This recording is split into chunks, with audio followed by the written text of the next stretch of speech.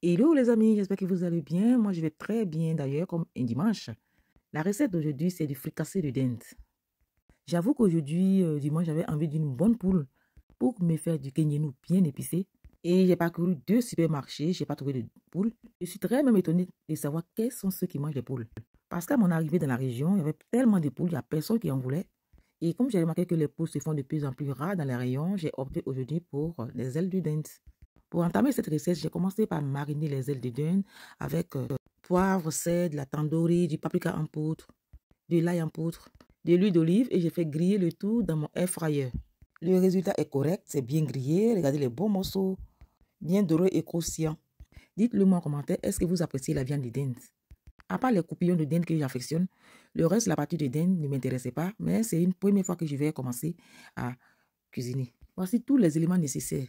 Du gingembre, des champignons de Paris, de la tomate fraîche, du lardon, du sel, des feuilles d'oignon, de la purée de tomates, de l'huile, du poivre fait, du piment, des crevettes pour rehausser le goût.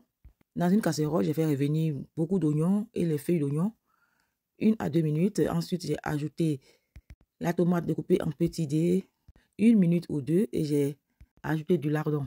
J'ai remué le tout pendant 5 bonnes minutes. Avant d'ajouter de l'eau, les champignons de Paris, les cubes d'assaisonnement. Ensuite, j'ai disposé les morceaux de dinde grillés dans la casserole. Ensuite, de l'eau. J'ai couvert et j'ai laissé mijoter. J'ai laissé mijoter 5 minutes avant de goûter le jus et réajuster le sel. Parce que les morceaux de dinde étaient auparavant bien assaisonnés. Et j'espère, après cette préparation, me réconcilier avec la viande de dinde. Et ça sentait quand même bon. Mon invité qui me disait ceci, arrête ma soeur cuisine pâtisse. Qu'est-ce que tu ne sais pas cuisiner? De toutes les façons, si tu n'aimes pas, moi je vais tout manger. Parce que ce que je vois là, ça promet. J'avoue que je suis très compliquée en cuisine. J'ai ajouté les tomates et les piments frais. J'ai couvert, j'ai laissé cuire 5 petites minutes avant de les retirer et de les mixer. Après la mixture, j'ai renversé dans la sauce et je suis allée écraser le gingembre. Après l'obtention d'une pâte de gingembre, j'ai mis dans la sauce. J'ai découpé toutes les feuilles d'oignon que j'ai aussi ajoutées dans la sauce. Et une fois tous les condiments réunis dans la sauce, j'ai couvert et j'ai laissé cuire à feu doux jusqu'à l'obtention d'une sauce bien épaisse. Avant d'ajouter un filet d'huile, encore de l'ail, les crevettes fraîches. Oui, les crevettes, je les ai mises vers la fin parce que les crevettes étaient déjà pré-cuites. J'ai laissé la sauce s'épaissir et comme je devais l'accompagner d'attiqué, je suis allé réchauffer les boules d'attiqué au micro-ondes, les détacher, les dresser dans une assiette et attendre patiemment la cuisson de la sauce. Normalement, dans le fricassé, il faut terminer par une crème épaisse, mais moi, j'ai évité la crème épaisse. J'ai fait le fricassé à ma façon. J'espère que vous allez aimer ma recette. De toute façon, j'ai validé la recette, mon invité a validé la recette.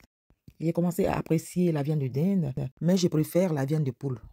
Parce qu'avec la viande de poule, tu n'as pas besoin de te fatiguer. Avec peu d'éléments, peu de condiments, tu réussis simplement tes recettes.